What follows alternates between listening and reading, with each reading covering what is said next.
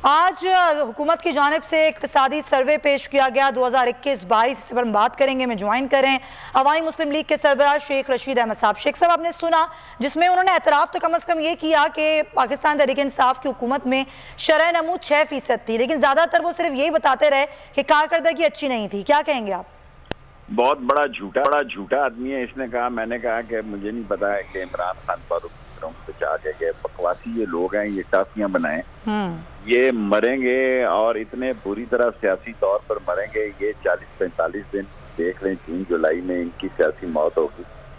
ये झूठों का एक जुमा बाजार लगाया है। चोर दरवाजे से ये लोग आए हैं, चोर दरवाजे से इनको लाया गया है, और जो चोर दरवाजे से आते हैं उनका अंजाम भी जो है चोरों वाला होता है। भी चोर हैं और इम्पोर्टेड हैं, और इनके साथ जो हशर होगा वो दुनिया देखेगी।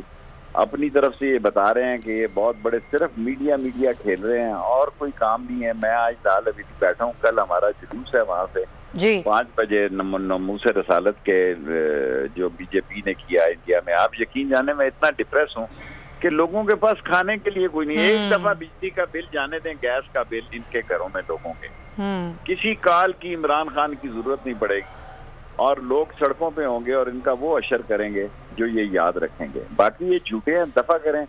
आपने बोल का एक एहतराम है, इस वक्त आप बहुत जिम्मेदाराना किरदार अदा कर रहे हैं। Thank you sir.